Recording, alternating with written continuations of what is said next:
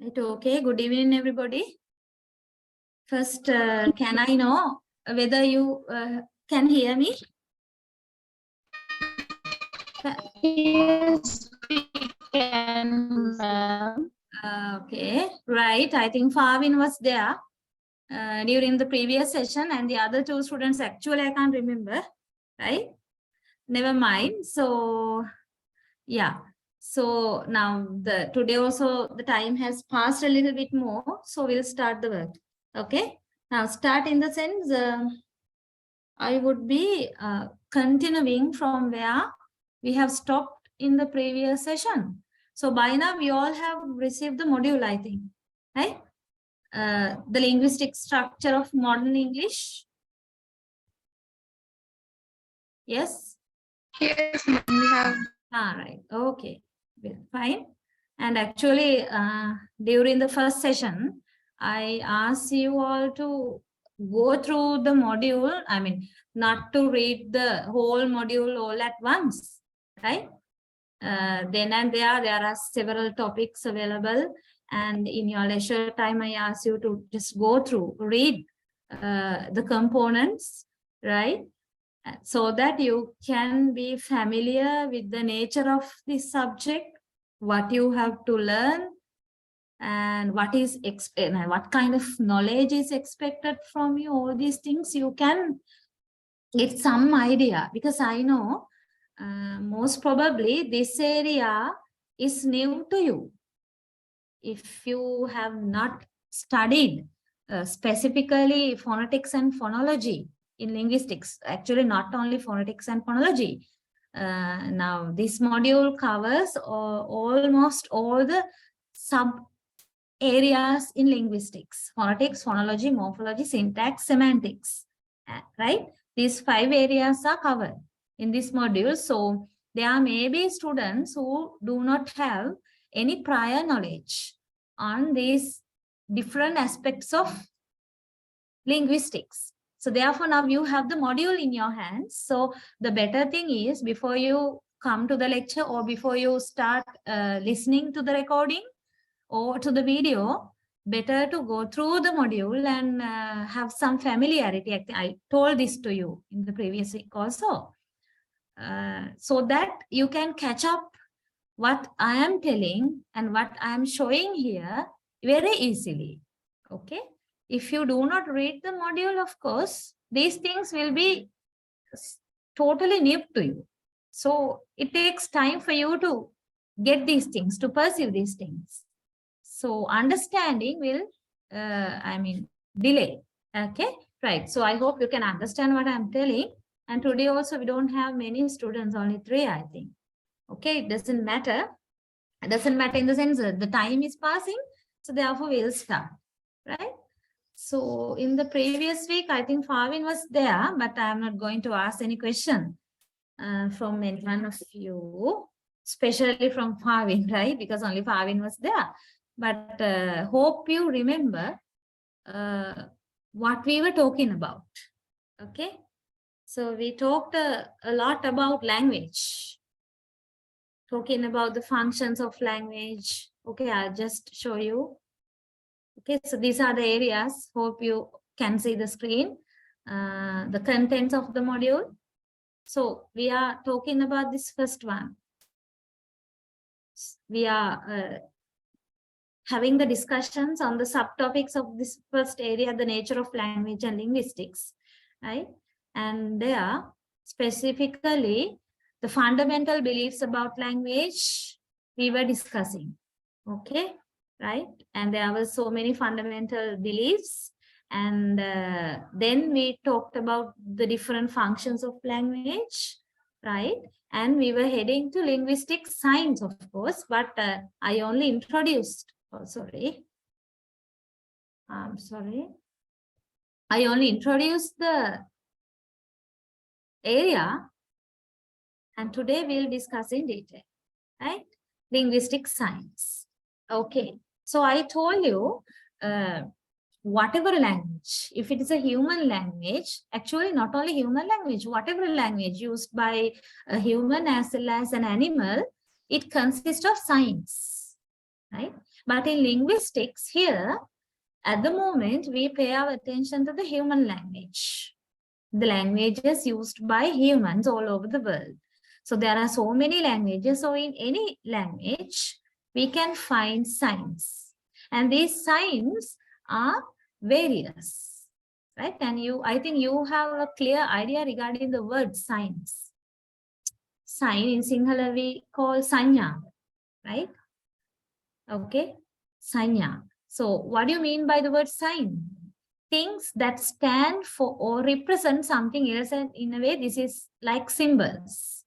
Okay, this is like symbols. So by using a sign or a symbol, of course, what do? We represent something rather than what we superficially display. By using a sign, right? We convey a message that is underlined in that sign. Okay, so that is the nature of signs and symbols, whatever. So our point here is language has such signs, and they are called linguistic signs. So actually, what are the linguistic signs then? Linguistic signs are sequences of sounds which represent concrete objects and events as well as abstraction. So we can use linguistic signs to represent so many different things. So many different things, like we can represent concrete objects, or we can represent any event, or even we can represent some abstract things, right? You know what abstractions or abstract things, like the things which do not have any physical existence, the intangible things. We can't see them, we can't feel, touch, nothing, right? They exist as concepts. So such things can also be represented by linguistic signs. So many things. There's a possibility for the linguistic signs to represent so many different things. Okay. And this, when we talk about the linguistic signs, there are 3 types. Iconic signs, indexical signs, and symbolic signs. Right. So you need to be a little bit familiar with these 3 different types of signs, and you need to understand what they mean and also the differences. Okay, first we'll see what iconic signs are. Iconic. So iconic signs resemble the things they represent, right? Like photographs, diagrams, star charts, or chemical models. So what do you think about this type of things? Photograph. So when you take a photograph, or when you have a photograph in your hand, right? What do you understand by looking at that? The very thing which is there in the photo. Okay. So photograph is an iconic sign. So you need to understand the nature of iconic signs. They are the very things they represent. Actually, the very direct representation is there. Nothing is implied. Okay. Nothing is underlined. Okay. Whatever is seen there in the iconic sign is the thing that sign represents. So photograph is a very easy example for you to understand the nature of iconic signs. And not only that, diagrams, you know about diagrams, star charts, not only that, pie charts, bar charts, line graphs, even the chemical models. So all these things are actually, they are directly representing what they show. Okay. We don't have to go round and round to understand. The data are directly presented. The idea is directly indicated, displayed. So that is the nature of iconic signs. Okay, but in language, these iconic signs are not very common, in the sense there are not many iconic signs when we talk about a language. There are iconic signs, but not many available. Okay. So hope you got some idea regarding what iconic signs are. And then we'll see indexical signs. Indexical, right? So understand the nature of indexical signs. They point to or have a necessary connection with the things they represent, right? Now, indexical signs are not like iconic signs. Iconic signs directly show what they represent, but indexical signs do not directly show. Instead, what do? They show a kind of connection with the sign, in between the sign and the thing it represents. Indexical. So when you look at the examples, I hope you can understand the nature of indexical signs. Smoke to fire, right? Okay. And a weathercock to the direction of the wind, a symptom to an illness, smile to happiness, or a frown to anger. So what are these actually? Smoke. Smoke is an indexical sign. Smoke can be taken as an example for an indexical sign. So what does it represent? Whenever you see a smoke, what do you feel? Okay, there must be a fire there. That is why the smoke, right? And weathercock, the very purpose of weathercock is to show the direction of the wind, right? And there is a connection actually. Smoke and fire. So smoke points out fire. Weathercock points out the direction of the wind, and a particular symptom points out or represents a particular illness. So all these, like the sign and the object or the thing it represents, are connected here. There is a connection. That is the nature of indexical signs. You need to understand. Okay, and there are many more examples. A smile, when you see a smile or smile face, you know, that represents the happiness. And a frown, on the other hand, anger. It's like that, etc. Okay, right. And when we come to the third type, symbolic signs. So, what is the nature of symbolic signs? Now, in Sinhala, of course, we use the word sanketatmaka. But if some of you are not familiar with the Sinhala word, it doesn't matter, right? So, what is the nature here? Which are only conventionally related to the thing they represent. Conventionally related. Okay. So, which means, this is the idea, the key idea, I'm underlining it, to the thing they represent. So, here, there is no connection actually. Now, you can't find the features of iconic signs or indexical signs in symbolic signs, right? Just like iconic signs, symbolic signs never show what they represent. And just like indexical signs, symbolic signs never show any connection with what it represents. So, what are symbolic signs then? They show whatever thing, maybe object or a thing, they represent an object or a thing. But here the difference is there's no relationship, right? There is no relationship between the sign and the thing it represents. That is the nature of symbolic sign. So then how do we relate them? This connection lies conventional basis only. They are conventionally only related. Other than that, no logical connection. Right? Now there are so many examples. A flag to a nation, a rose to love. So whenever you see a flag, of course, it symbolizes a nation.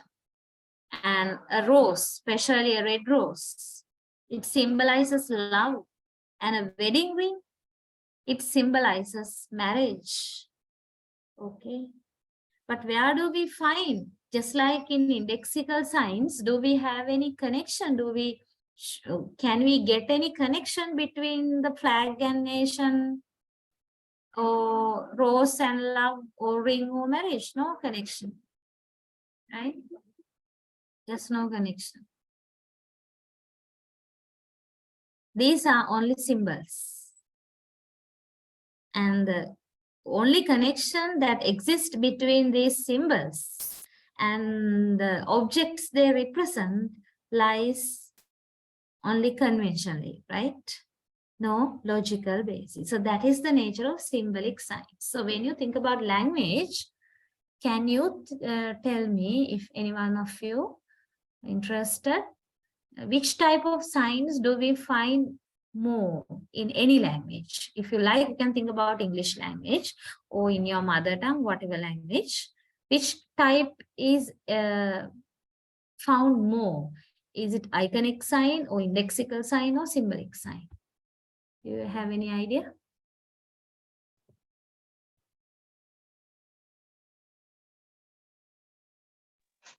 Symbolic sign. Sorry? Symbolic sign, ma'am. Yes, exactly. That's right. And symbolic signs. Yeah, fine. I got your answer also. Correct. Right. So in whatever language, we find many more symbolic signs than iconic and indexical signs. That is the reality when we think about the linguistic signs in any language. So there are some examples, right? Some more examples here. Now, all these information are available, right, in the module. So if you have gone through this particular area in the module, you might have read these areas, right? And you can understand clearly, I hope. So iconic signs in language, what are the examples then? So I was talking about some of the examples here in this slide, like photographs, diagrams, etc., etc. But we'll relate, okay, it to language more closely. So one category of iconic signs which we can see in any language is onomatopoeic words. Right now, you know, onomatopoeia is a figure of speech. Those who are doing literature, you know, onomatopoeia. It's a particular technique, and onomatopoeic words are there, right? So hope you are aware of the onomatopoeic words. They resemble the natural sounds they represent, right? So there are so many examples for onomatopoeic words in English language, not only in English, even in Sinhala. I think they are there in Tamil language as well, right? So what is the nature of these onomatopoeic words? When we hear the word or when we listen to these words, we visualize what they represent. There's a very close relationship between these signs. Sign means the onomatopoeic word and what they represent. What do you think about bow wow? This one. What does it represent? Bow wow is an iconic sign. So, and also it's an onomatopoeic word. So when you see this, right, you don't have to listen, of course. When you read this, what do you understand? Who is issuing this sound? It's a dog, ma'am. That is a dog, right? Yes. And bus? B. Bees. Bees, correct, right? So that's only about the animals. And clap, tick tock, right? Now you know what clapping. And when you clap, the sound you get when you clap is a little bit same with the word clap. And tick tock, the sound of clock. Clock. Okay. Yes. So etc means there are so many onomatopoeic words available in English language, and in Sinhala also there are many. Like for a simple example here, bus is for bees in English, but in Sinhala, if you are familiar with the Sinhala language, right, the bees are issuing something different from this onomatopoeic word, of course, gumu gumu. Okay, gumu gumu. So it's like that. So all these are onomatopoeic words, and remember they are iconic signs. They are iconic signs. That is one type of example. And another type of example for iconic signs is the word order. Right? Word order. Now look at these three expressions. Susie went to New York, Montreal, and Toronto. Sybil became ill and left the party. Third one, she ate dinner, read the newspaper, and watched TV. So what do you understand?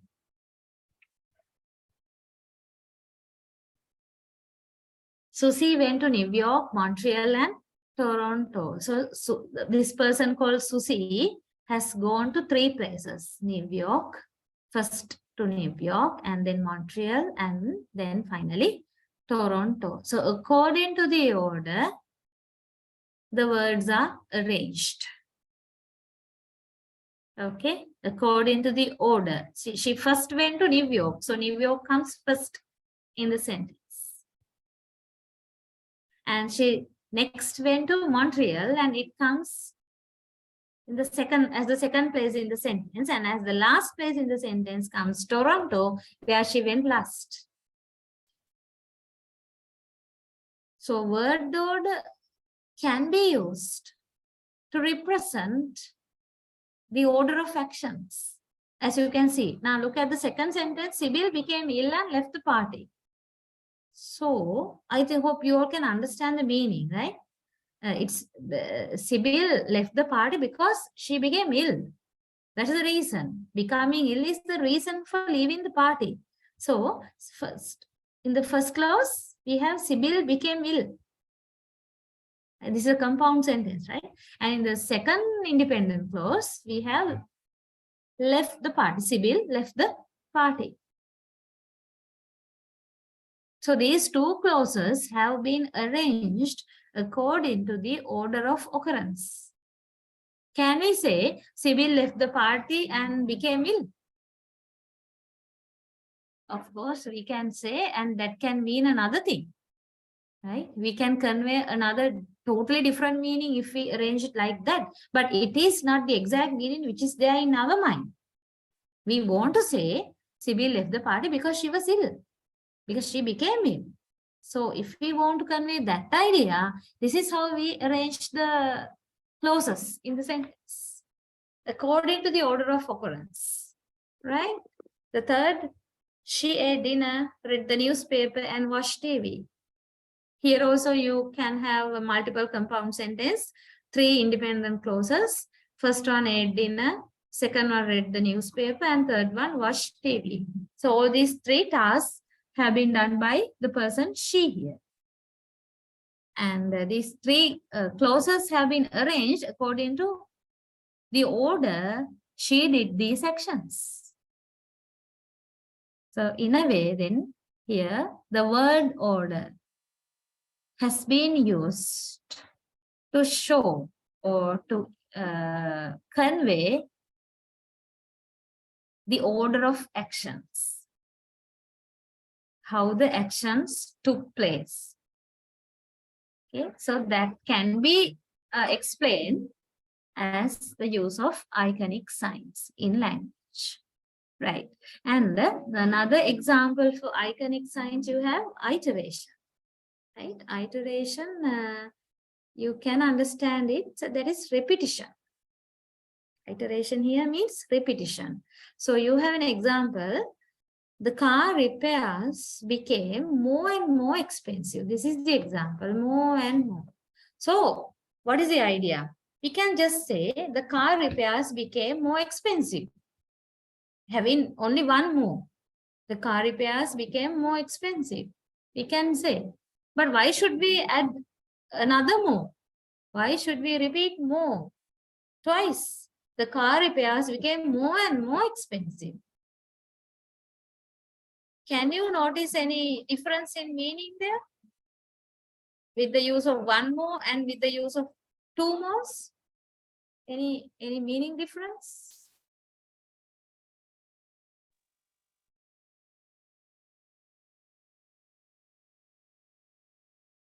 Yes, ma'am. Because of increase the Hmm. expenses. Yeah, because of the gradual increase, of course, right? Like it's like the car repairs became expensive, and then it became more expensive, and then it became more and more expensive, like something Continuously. continuously, yes, gradually, continuously, it is kept on becoming expensive. So that idea is given by this iteration, by this repetition.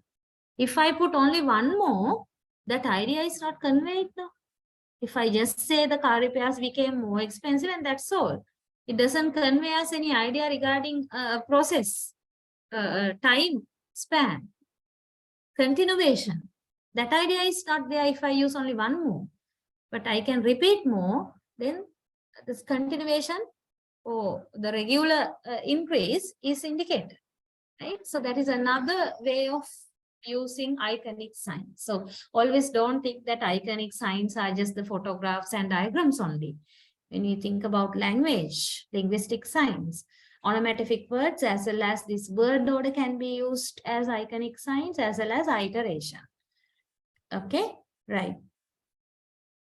And these are some of the examples for indexical signs in language. So earlier we were talking about the indexical signs. Here these examples are given in relation to grammar. Okay. Okay, Favin, I got your message. Right? Okay, that's all right. So if you have any problem, just send in chat, or else you can send your answers in chat as how you did. Okay, right. Well, so earlier at the beginning, I was showing you some examples for indexical signs. Now, these two examples are related to grammar. So these are indexical signs which we can show from the English grammar, right? So one example is demonstrative pronoun. Hope you still remember what indexical signs are. Indexical signs, there's a connection. Always there is a connection between the sign and the thing it represents. So then what do you think about this demonstrative pronouns? We use demonstrative, of course, there are only 4, right? Basically, there are 4 demonstrative pronouns in English. This, that, those. So we use this to point out something, right? I use this when I want to show or point out an object to somebody, like this is my pen. It's like that, right? This is my pen. So this I use to show the object, and there is a connection between the word this and the object I show. So an example for indexical signs. Similarly, adverbs. Not all adverbs, okay? Right? Adverbs that indicate time, like now and then. Now means now, at the moment, right? And then there's a connection actually between the sign and the idea, the meaning of that. Also, the adverbs like here and there, you can take them as well, right? As examples for indexical signs. But the other types, there are so many other types of adverbs available in English grammar. So don't think that all are examples for indexical signs. Almost all are symbolic. Okay? They are symbolic rather than indexical, but these are rather than symbolic indexical signs. Right? Okay. And then we'll turn on to these symbolic signs in language. So this is very important. Actually, I'm not telling that only symbolic signs are important. You need to understand the nature of all the 3 types of signs. But the thing is, in any language, we have many symbolic signs available. So you need to be aware of the nature of symbolic signs very well. At the same time, you should be able to compare it with the other two types of signs. Now, almost all the signs in a language are symbolic, that we know, right? So we need to understand then the type of relationship between symbolic sign and the object or the thing it represents. This is the keyword.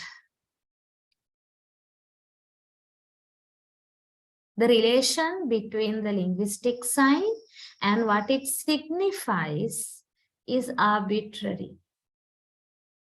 Now here signifies is, you can just take it as represents. Okay. So is anybody has any idea about the word arbitrary? The word arbitrary?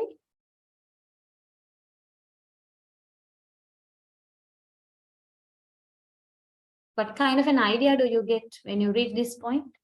Especially the word arbitrary. If you have any idea, you can talk.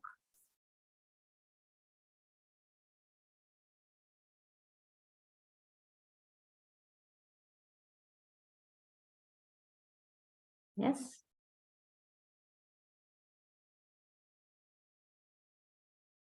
If no idea, please say no then, so that I can continue.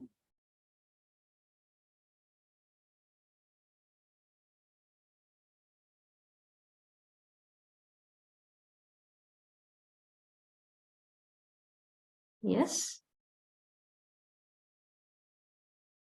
Well, okay. So I'll help you get this idea better. The relation between the linguistic sign and what it signifies is arbitrary. So it's like this. Okay. I'll just draw something here. You can understand what this is. And also,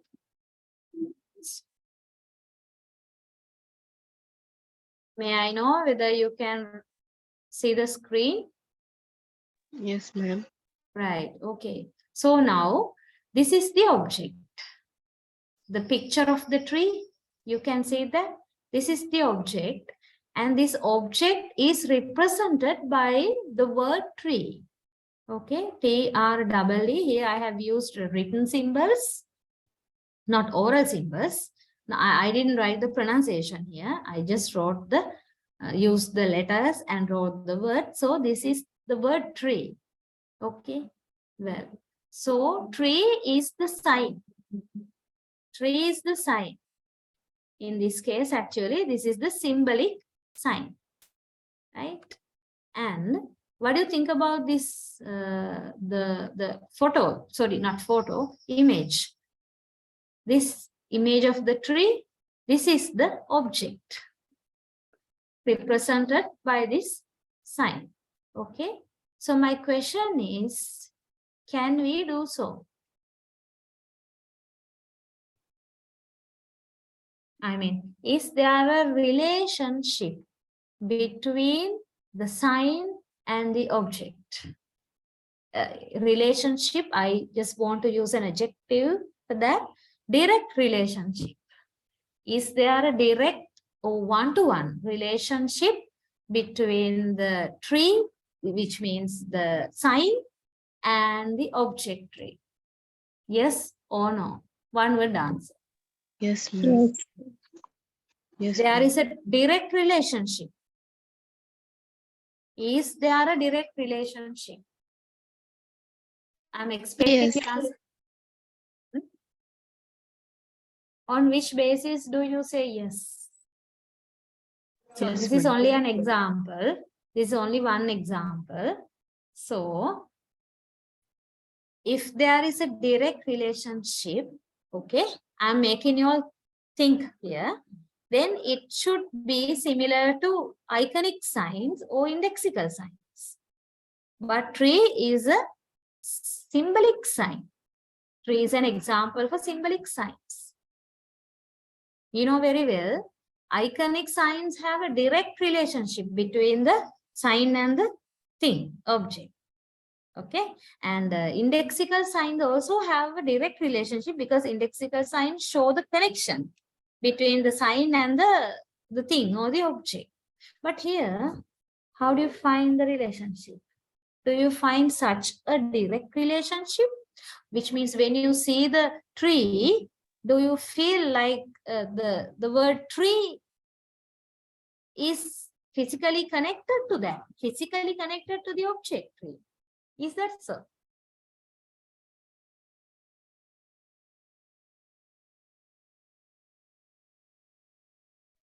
No, madam, it's only a symbol, no? That's the thing. That is why, right?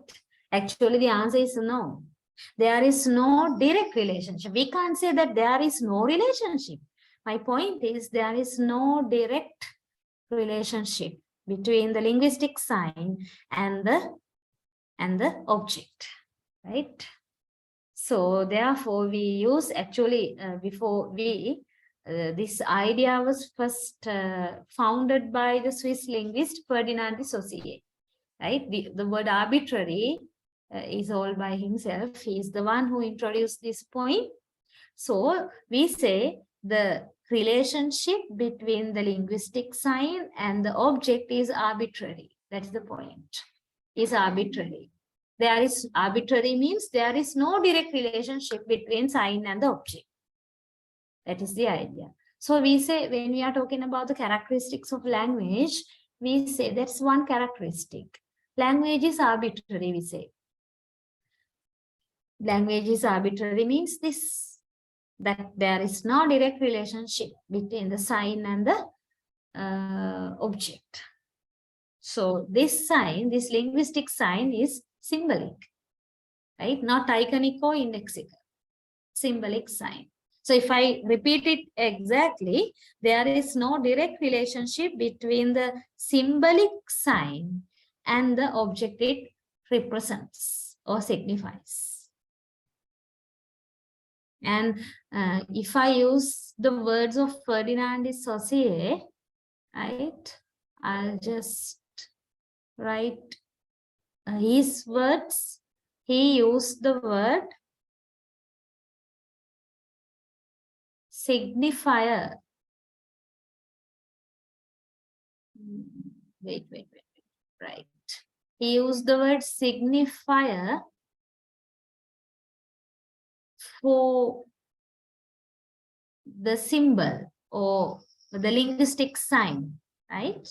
And he used the word signified to indicate the object. Okay, so the tree is the signified and the object tree is the signified, whereas the linguistic symbol or the sign is the signifier. So you need to be familiar with these terms as well, right? Now you know the point. You know what is arbitrary and what's happening here. But if you are not aware of these keywords introduced by Saussure, there's lacking something, right? Something lacking in you. So therefore, be familiar with these words. So that is the second point here about symbolic signs. Okay. So may I know whether it was clear to you, this arbitrary nature of the symbolic signs? Yes, ma'am. Okay, right. And then we'll move to the next idea. We say signs are conventional, right? So if I go back to the previous point a little bit, there I told you there is no direct relationship between the sign and the object, right? But there is a relationship. Although there is no direct relationship, there is some kind of relationship, and that is why wherever we see a tree, we use the word tree to call it. Don't you think like that, right? Whenever we see the object tree, even a new tree, okay, we use the word tree to point it out. Okay, that's a tree. Like that.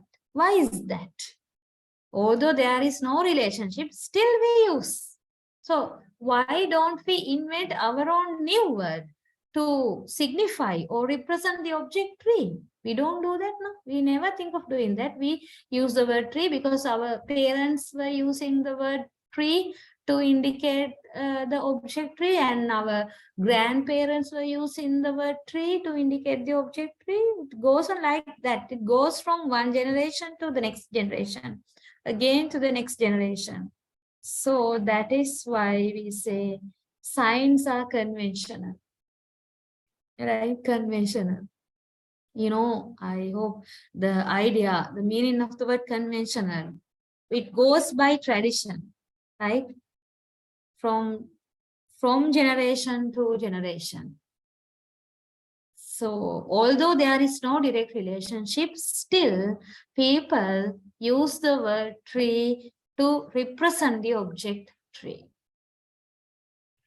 There is a tacit agreement among the speakers of a language. Now, this tacit agreement means a kind of agreement that is there in the minds of the speakers of a language. It is not documented anywhere, right? Now, do we find that tree should be used to an object like this? And for another example, if I say the word dog should be used to represent an animal who has 4 legs and a tail and etc., right? No, these things are not written anywhere, not documented, but still, as the users of that language, the English language, we all know, okay, we should use the word tree to indicate that kind of an object, and we should use the word dog to represent that kind of particular animal. That is there in the minds of the speakers, and that is the idea here, tacit agreement. So you need to understand signs are conventional, right? Conventionally, signs are used by the people, and there is a common tacit agreement among the speakers of a language, right? And here you have another example also, apple. Apple stands for a particular fruit, and there's no resemblance between the sound of the word and the appearance or taste of the fruit. So you know that, right? If you want, you can start using another word to represent apple, right? No issue for you. But the problem is no one will understand what you are telling. You can say something else instead of the word apple. Okay, but no one will even recognize what you are telling. That much these signs have been fixed in language, although they are arbitrary, right? Although they are arbitrary, their relationship with their objects are fixed. They are going by convention. Okay, so this part is quite important for you to understand when we are talking about the nature of the symbolic signs in any language. So this doesn't happen only in English language, all right? This happens in any language. So we have symbolic signs in any language. So here we discuss 2 important points. One is the symbolic signs are arbitrary, and the second is these signs are conventional. Arbitrariness and the conventionality. These are the 2 important points you have to understand, and then later on remember. Right. So is it all right if I move on to the next one? If I clear this? Okay, ma'am. Okay.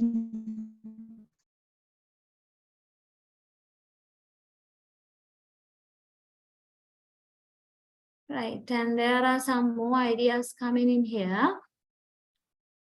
Now, we were talking about the last one, the signs are conventional and there's a tacit agreement. We just told this now, right? There's a tacit agreement, and we are continuing with that point a little bit more, right? This linguistic agreement can change over time. Okay, that can happen, but not overnight.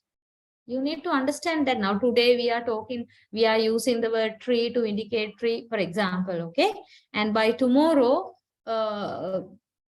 totally new word will be invented by the speakers of that language to represent the object tree? No, never. Right? It doesn't happen overnight or fortnight or nothing like that.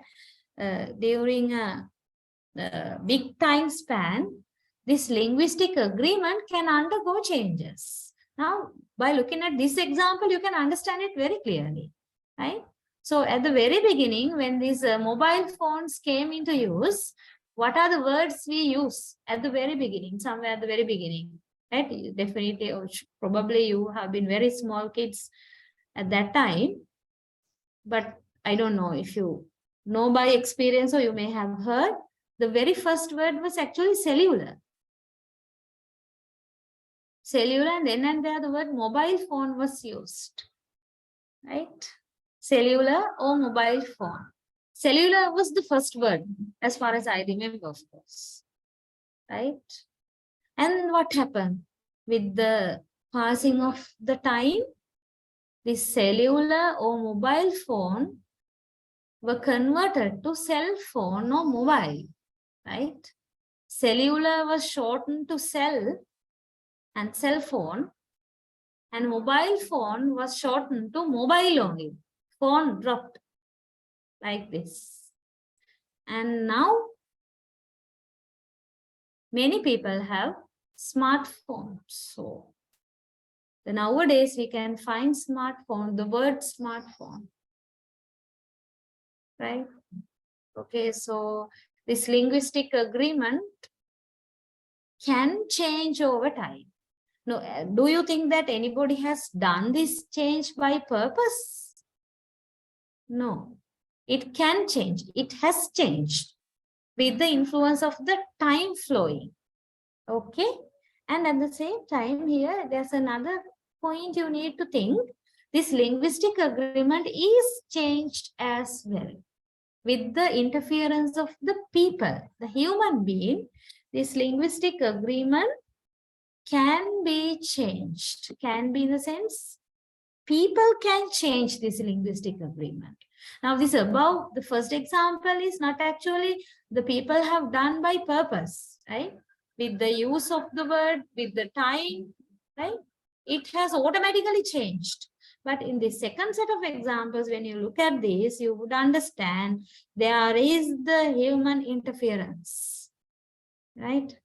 So Oriental, the word Oriental, may I know whether you are familiar with this word? Have you heard the word Oriental before?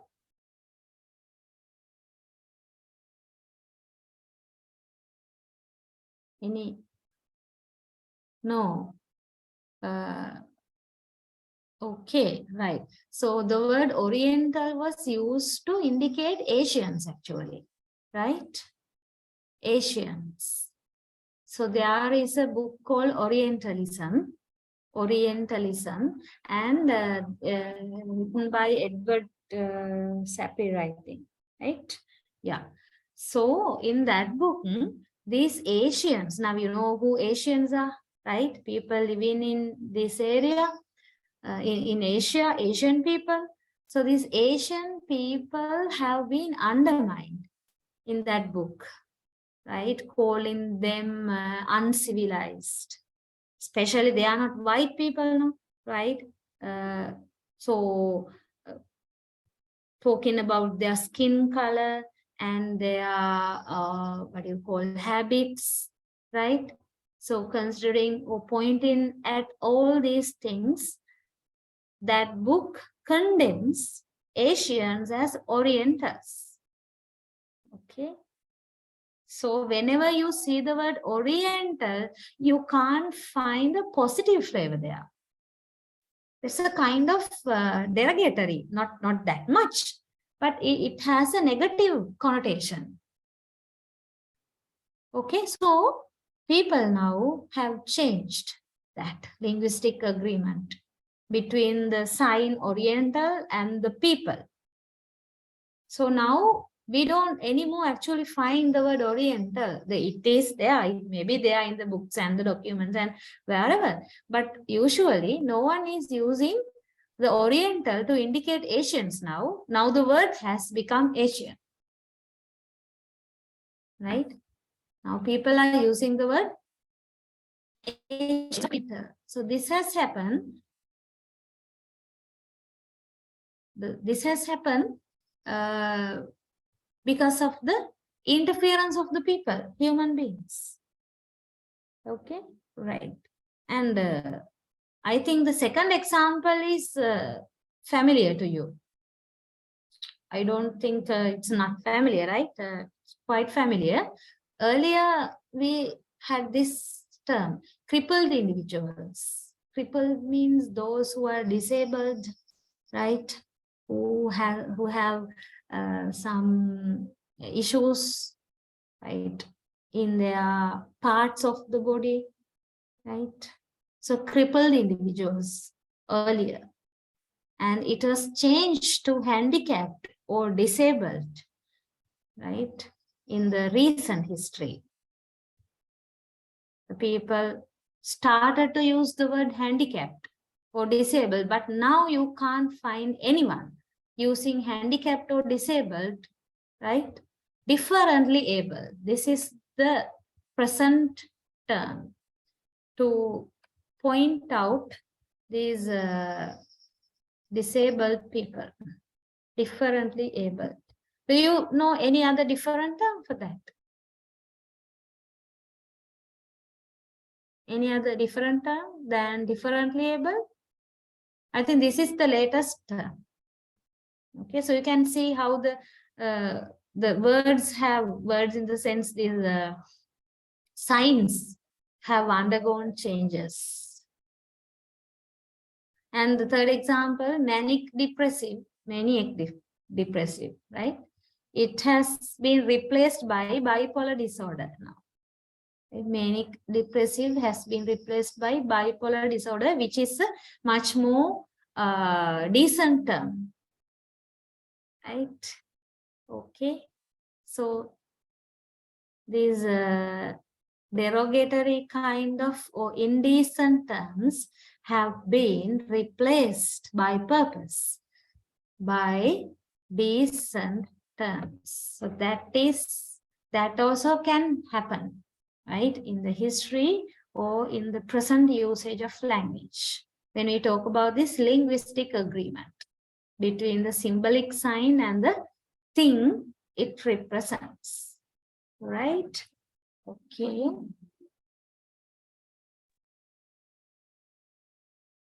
Well,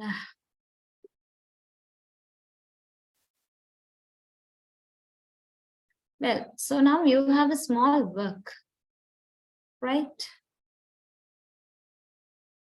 In the module, you don't find this, so you have to refer to the screen, and there's a small work for you. I will give you a few minutes, right? So we just talk about the 3 types of linguistic signs: iconic, indexical, and symbolic signs. So please read the instructions. Identify the following non-linguistic signs, right? These are not linguistic signs, non-linguistic signs. Just identify whether they are iconic signs or indexical signs or symbolic signs, or sometimes certain signs can be combination of any two also, right? Can be combination of any two. So I'll give you around 5 minutes, not longer than that. Please try to do this. That will be a very good exercise for you. So I'll give you maximum 5, right? 5 minutes, and then after that we'll see. We'll talk about it.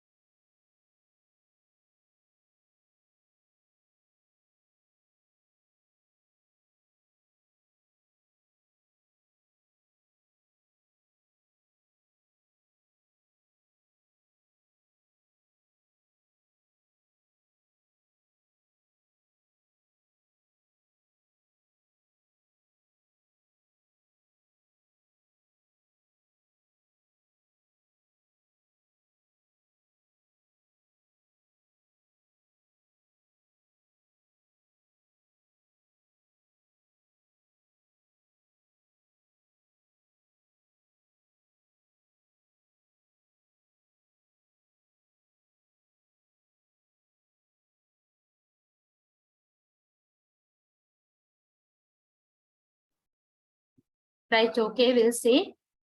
Okay, so I think it's better if you can speak up or send in chat. Right? Well, so the first one. A wave of the hand. When you say goodbye, we are waving the hands. No? So what do you think about that? That is non-linguistic sign anyway, okay? But you need to be clear the type. Is it iconic, indexical, symbolic, or any combination of two? Any two. What do you think about the first one? A wave of the hand. Just tell me if you are still working on this. If you have finished. Yeah, Safni? Yeah, Miss. Actually, I have no idea properly, but I will share with you. Okay. Okay. Yeah, Miss. Symbolic. Okay. Right. Thank Oh, you, Safni. We'll see. yeah. Yeah. Right. Okay. Do you want to say any more thing? Yeah, Miss. Anything? Yeah, maybe symbolic or combine with symbolic and iconic. Uh-huh. Okay. Right. Any other idea? Yes, Pavin, I got your answer also. Pavin is also telling symbolic. So I don't know about the others. Yeah, Sudisha? I also did as symbolic. Okay, good. Right? Who is this Zoom user? I can't see any name there. It's better if you can rename with your name or whatever name you like to be called with. Yes. Okay, right? Better to have a name. Well, yes, symbolic. That's fine. You have understood the thing. Right? Well, the second one, B, a picture of a cigarette with a red circle around it and a diagonal slash through it. How do you understand that?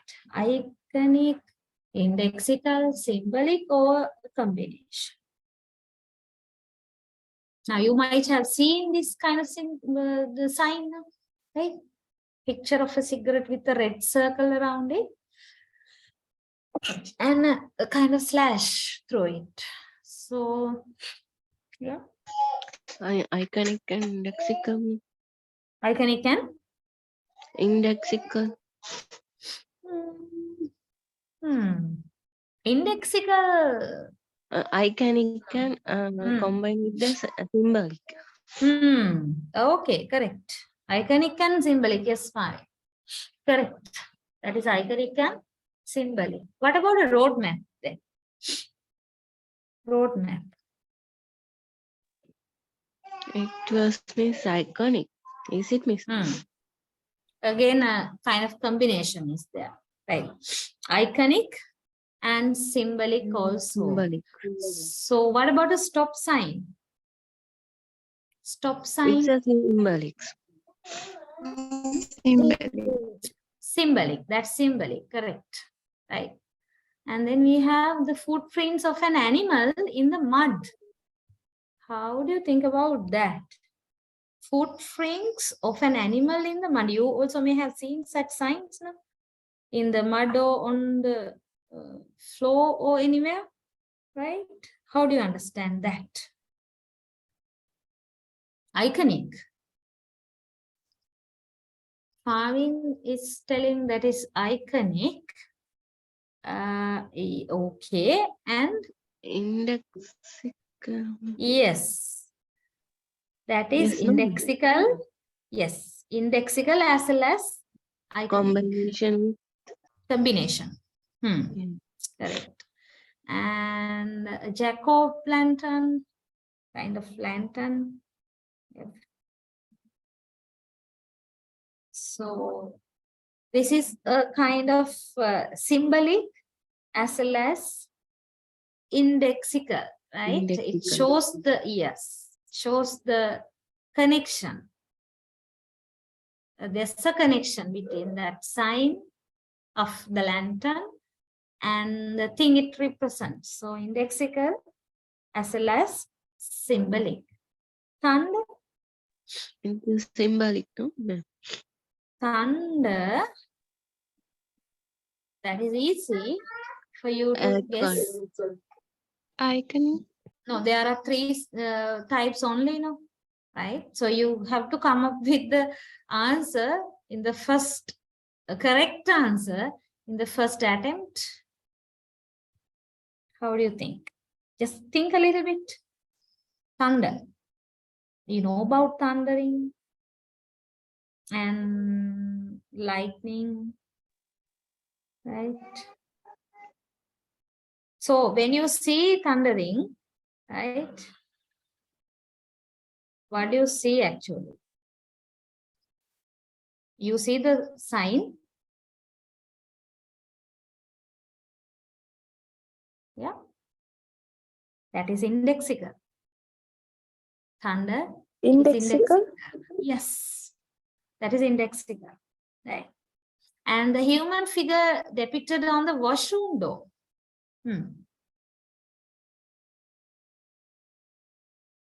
Symbolic. Yes. That is iconic as well as symbolic. Okay. And skull and crossbones. As in poisons, you have that symbol, right? That sign. Yeah. Skull and crossbones. In poisons, you have that. So what is that? Symbolic as well as iconic. Right. Yes. The smell of a skunk.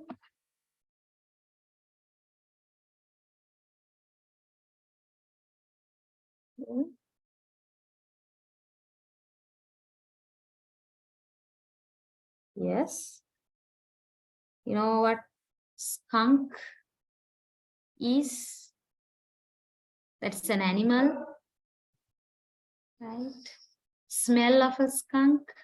Indexical. Yes, exactly. Right. Yes, that is indexical. Fine. Okay, so you all have done well actually, which means I can be happy because you have got something, right? So these are the answers, of course. Now here the word arbitrary is there, but it means it is symbolic, okay? The word arbitrary is used instead of the word symbolic. That much these two ideas are similar, no? That is why, right? Okay, I don't think you should take these answers. You have already given the answers there. So one more exercise from science. After this, we will move on to the next discussion. So here also I'll give you few minutes only, right? Few minutes. This is comparatively easier than the earlier one. All of the following linguistic signs, as well as being arbitrary, are in part either iconic or indexical. Right? Say which they are. Okay. So you have two options only. Whether these underlying signs are iconic or indexical. That is what you need to find out.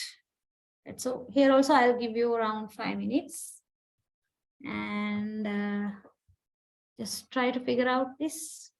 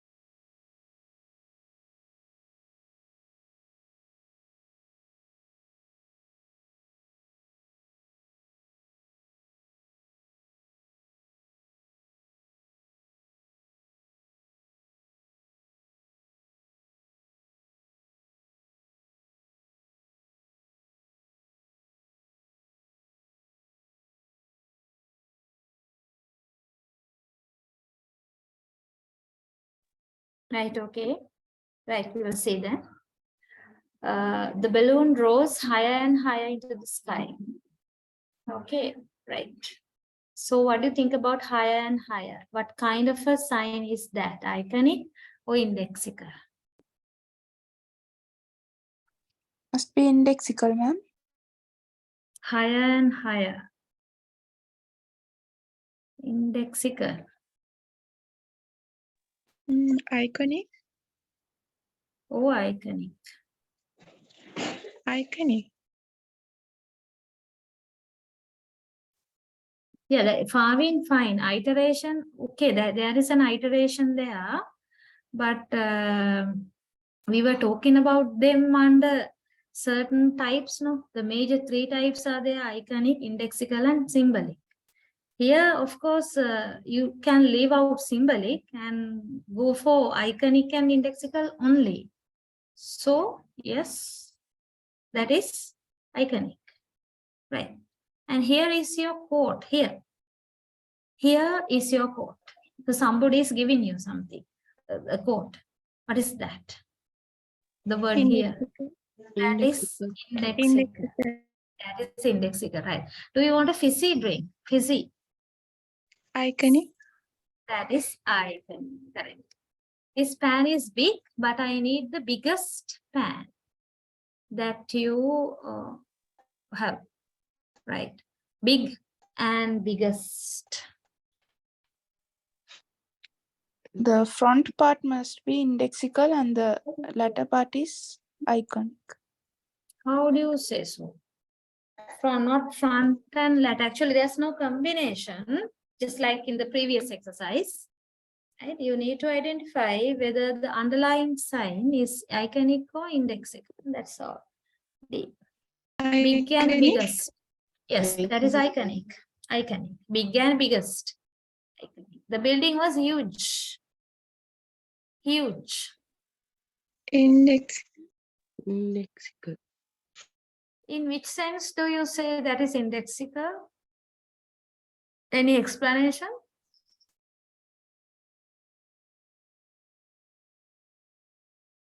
Now you can see how this word has been written, okay? You need to pay your attention to that. How the word has been written here. No. So, does it show any connection towards anything? Do you think so? That is iconic. Iconic. Yes, that's iconic. Is sneered and snickered. Sneered and snickered. Iconic. That is clear. Yes, iconic. And the next one, to the left is a picture by Michelangelo.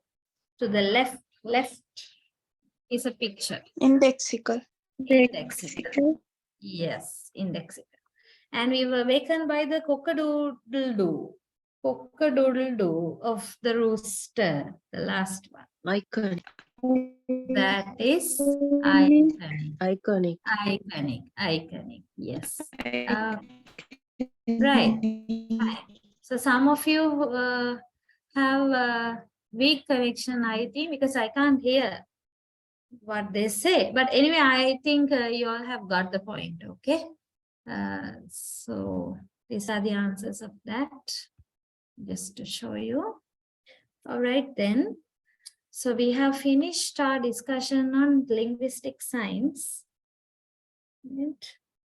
And next we have a different area to discuss. The rule-governed nature of language. Okay, this is another separate topic, not a lengthy area.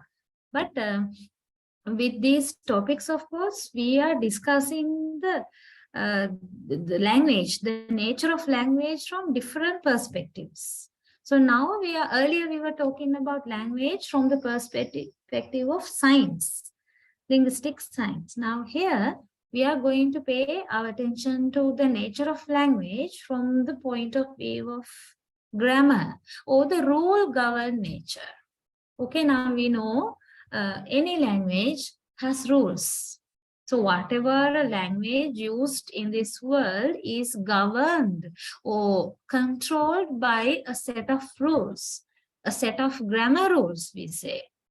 Okay, so in English language, we have grammar rules. We have a set of grammar rules. Similarly, we have such rules in all the other languages, Sinhala, Tamil, or whatever. So we are going to have a look at this aspect now. Okay, right. So earlier we were talking about the language science, the use of language science. Now here we need to understand that these signs occur in a system, which means we can't use these linguistic signs, be them iconic or indexical or symbolic, any kind of type, right? They just do not occur randomly, okay? Human beings do not use linguistic signs as they wish, in the sense, in a kind of random basis, on a random basis. No, there is a system behind this. So everything happens in a system, in a language. So do the language science. So actually then what do you mean by a system? Now language itself is a system, right? Language itself is a system. System means paddhatiya. So when you look at a system, you should observe that there are some characteristics for you or for us to identify something as a system. We don't call everything a system, no?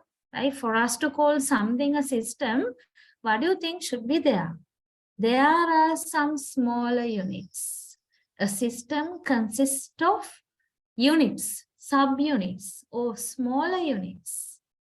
And these smaller units function connected to the other units. So each and every subunit functions in connection with the other units. So there are interrelationships among the units within a system. Such a thing is called the system anyway, right? So what do you think about the basis on which these smaller units are combined? These smaller units are organized on certain principles or rules. So that is where the rules are coming in, right? So all the subunits or subsystems within a system are combined or connected to each other based on a set of rules or principles, which we call grammar rules of that language. So therefore, we call language is rule governed, right? Because no unit functions without or going out of the track of these rules, right? Everything is connected or manipulated by these rules or principles. So language is rule governed because of that. Okay, right. So when we talk about this rule governed nature of language, we need to think about this grammatical competence. Now there is a concept, competence. And when we talk about the competence, actually the word competence is used in relation to grammar, right? Grammatical competence of a person. We can talk it in relation to a person. So with this concept, we have performance as well, right? So we study grammatical competence versus performance. So what do you mean by competence then? Grammatical competence. It is actually the underlying system of a language, which is a part of the internalized grammar of a speaker, underlying system of a language. That is the competence, the grammatical competence of that language, right? The system that provides the basis of a language on which all the units, subunits function connected to each other. That is the grammatical competence. Now, when you think about just think that you know English and you use English. Yeah, you all are speakers of the English language. So to speak English or to use English in speaking or in writing, you have to have the grammar knowledge. So you have grammatical competence. Don't you think so? Now, very simply, we can understand grammatical competence is the ability of using grammar, ability or the knowledge, the grammar knowledge. And you have the grammatical competence. Now, if there are 5 of you in the lecture now, you have your own grammatical competence, which means the grammar is internalized. You have the internalized grammar within you, inside you. Right? So whatever to extent, you have learned English grammar to some extent in your lifetime, and that knowledge is stored within you, and that is your internalized grammar. And that is your grammatical competence. Okay? That is the grammatical competence. But there is another side of this coin, grammatical competence versus performance.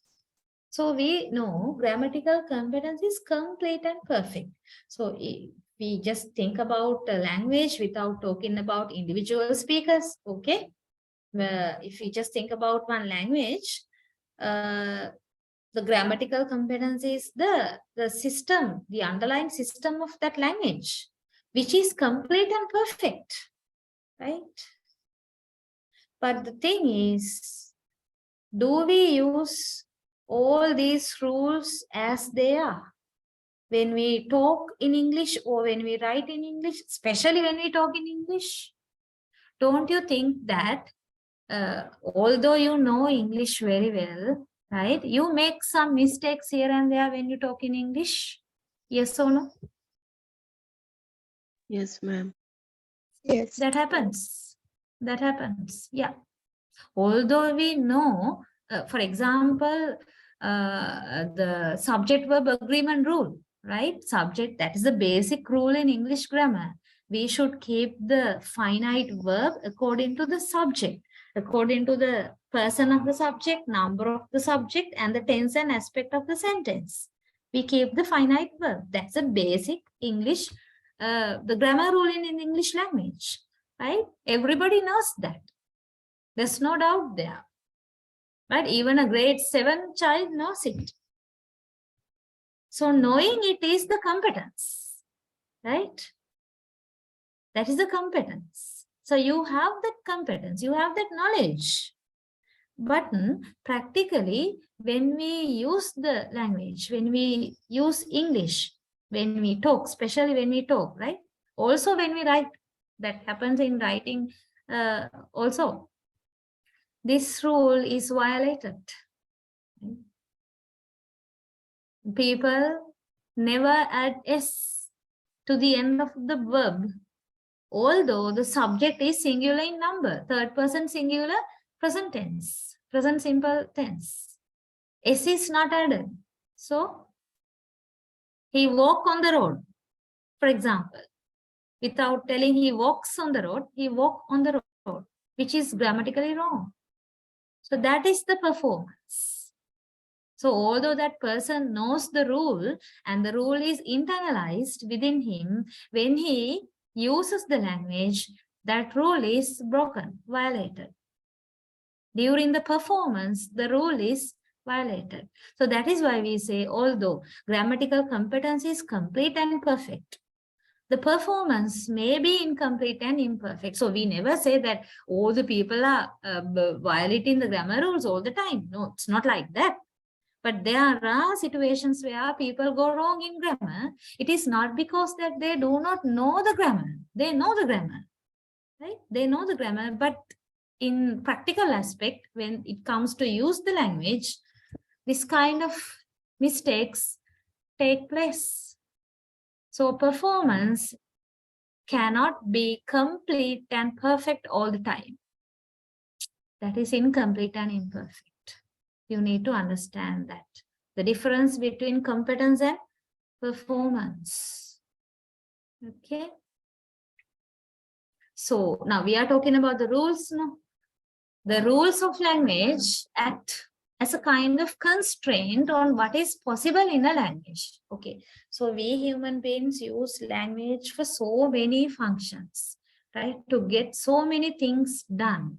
And we can use language very freely. Okay, very freely, either in spoken medium or in written medium. But actually, this freedom is constrained. Okay, constrained by this set of grammar rules. That is what is happening all the time. And that is why actually learning a language anew, right, is a kind of difficult thing for the learners, especially the beginner learners. Learning a language is a little bit difficult because of these rules. If the rules are not there, so how nice, right? We can use language, we can learn language very easily, but actually it's not the real story. These rules sometimes act as a kind of constraint on the possibilities of a language, and you have some examples here to understand it. So the examples are given in connection to particular areas, syntax, morphology, phonology, right? In connection to these linguistic levels, these examples are given. You just go through.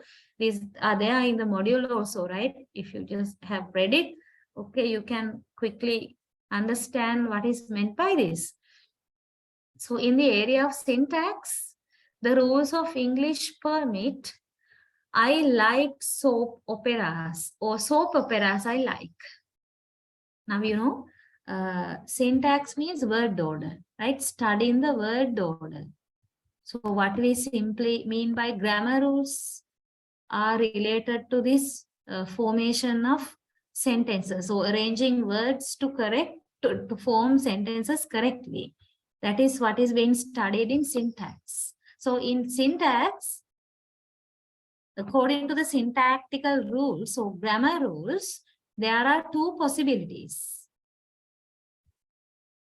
in this example. Either we can say, I like soap operas.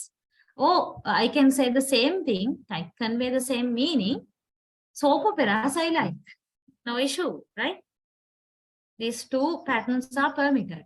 But like soap operas, I can't say. I can't say. Like soap operas, it is ungrammatical, right? Why do we say it is ungrammatical? Because it is not permitted by the rules of the language.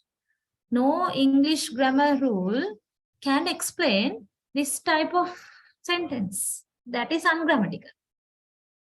So there we are constrained. So as a person, as a free person, I can think that I should be able to use any word I like to mean whatever they are in my mind. No, I am being limited by this grammar rule. So I can't produce this type of a sentence like soap opera side. I can't. So grammar rules are restricting, right? So that is in relation to syntax. In respect to word formation means morphology, right? Morphology. Overnight is a possible verb expressing a length of time, right? Overnight. We can use overnight as a verb. Now, okay, wait. Can I know whether you are aware of that? We can use overnight. Okay, I spent there overnight or something we can say. But we can still use the word overnight as a verb. Like in this example. The climbers overnighted on a rock ledge. The climbers overnighted on a rock ledge. Is this pattern familiar to you? Yes or no? No. Overnight? No, ma'am. Yeah, it is there, right? There is a possibility. The word overnight can be used as a verb.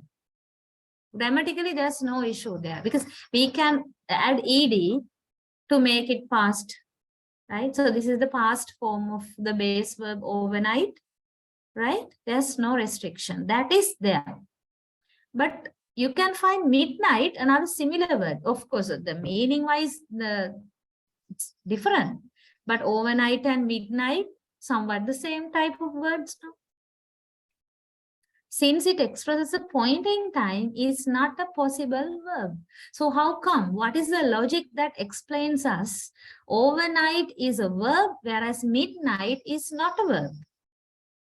Like if we say the revelers midnighted in the streets, can we say it like that? No, that sentence is wrong because midnighted is not a verb. It's not a correct verb. We can't add ed and make it past form, or we can't use it as a verb. No, that is wrong. Right? So there is that restriction. And at the phonological level also we have restrictions. The phonological rules of English would permit the word prac. Right now this is not an existing word anyway, but would not generate the word subs. I can't even pronounce it. So this kind of combination of sounds is possible, although we don't actually have a combination like that, but still this is possible now. You can find a consonant first, another consonant cluster is there here, and then there's a vowel here, right? And again a consonant. So this kind of combination is practical and possible, although real word is not there in English. But this kind of combination is not possible. We can't generate this kind of word by combining these sort of sounds. Limitations. So I'm showing you some examples to say that these rules of language limit us, right? They limit us producing certain sentences, certain verbs, producing and using certain sentences, words, and the combination of sounds, etc. So the example continues. Another example from the morphological level, right? We know from the morphological rules of the language that if prac were a verb, the past tense would be pract, pronounced with a final ter sound. Right now, if there was a verb like this, there is no verb like this, but we will assume. Okay, if there was a verb like this, what would be the past tense form? Pract. Pract. So the final sound would be ter sound. Ter. The final sound is ter, pronounced with a final ter sound, not the d or ed sound that is found in the other past tense form. And if prac were a noun, the plural would be praxis, pronounced with the final is sound, not the s or the sound. Praxis. It's like that. That is found in other plural forms. So I just want to know whether it's you are okay with this example, because now this is a word which is not existing in the English language. So this kind of a word has been taken to explain something that is not regularly happening, right? Regular means, now this is the point, I will just tell it to you, the idea. Now, when we make the past tense, right, we write D-O-E-D at the end of the verb. But when it comes to the pronunciation, we never, all the time, we never use the sound. Although the verb ends with ed, sometimes we use ter, like parked, P-A-R-K-E-D. You just think P-A-R-K-E-D. I'm not going to write on the screen. Hope you all can hear me. So how do you say the word parked? P-A-R-K-E-D. Although ed is there at the end sound is ter, right? The end sound is ter. But cleaned, C-L-E-A-N-E-D, cleaned. There also we write ed at the end of the verb, past tense form. But the end sound is there, cleaned.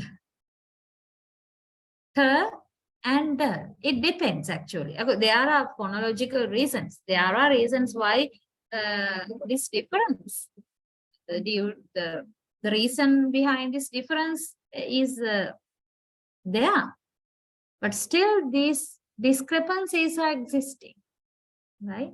And sometimes when we want to pronounce the plural pronunciation of a plural noun, it ends with z sound, as you can see in the latter part of this example. And in some other times, we use the word s only. And in some other times, is, right? Like buses, B-U-S-E-S. B-U-S-E-S, of course, it should be pronounced as buses. In Sri Lanka, typically you may have heard people are telling buses, it should be buses, much more closer to its sound. And D-O-G, S, what is the final sound? What is the final sound of that? Or else, how do you say the word?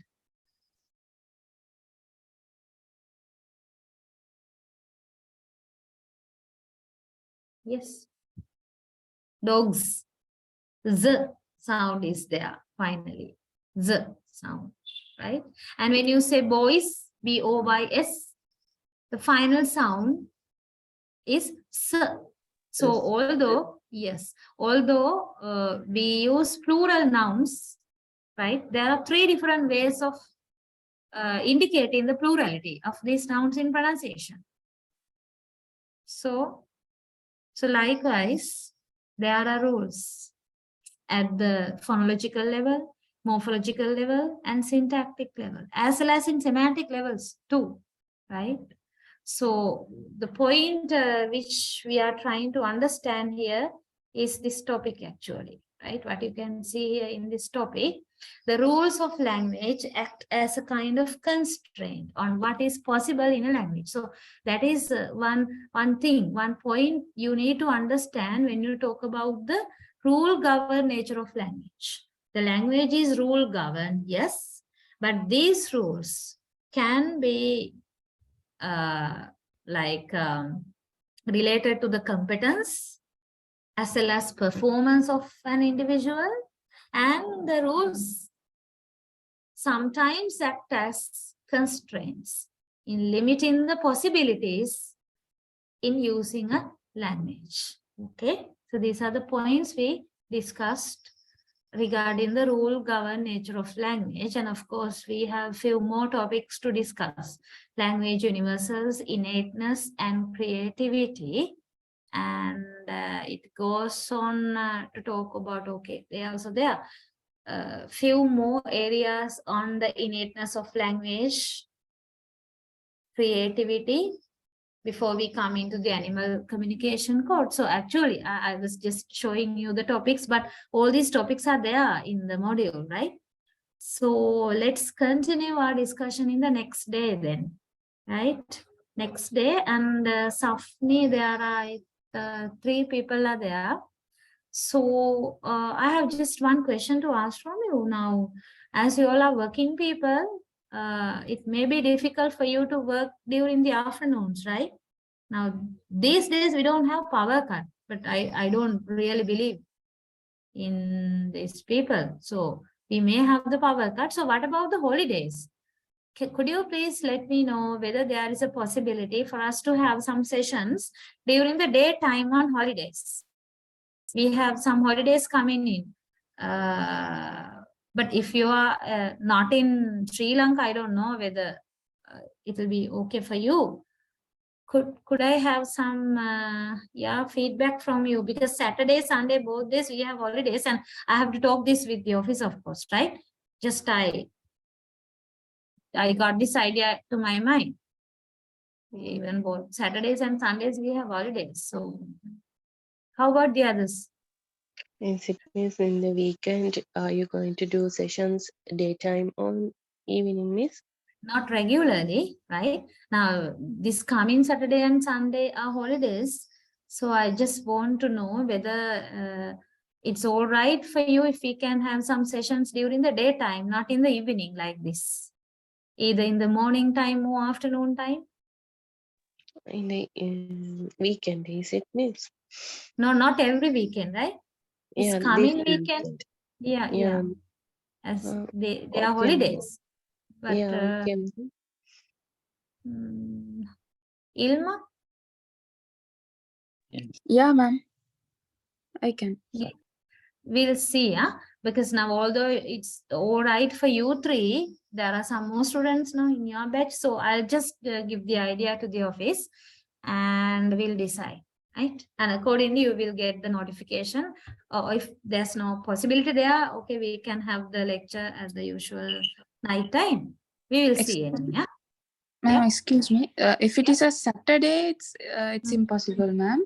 So if it is a Saturday, it's possible for me. Not possible Saturdays. Yeah. Right. Okay. So anyway, Saturdays daytime is not possible for me, but this Saturday is a holiday. Therefore, I am available, but we'll see. Yeah. Then at least on Sunday or else at the night time. All right, then we'll wind up today's discussion and we'll continue from the next session. Okay. So good night to you all of you. We'll Thank meet you, in the ma'am. next day. Ma'am. Good night, ma'am. Thank Thank you. you, madam.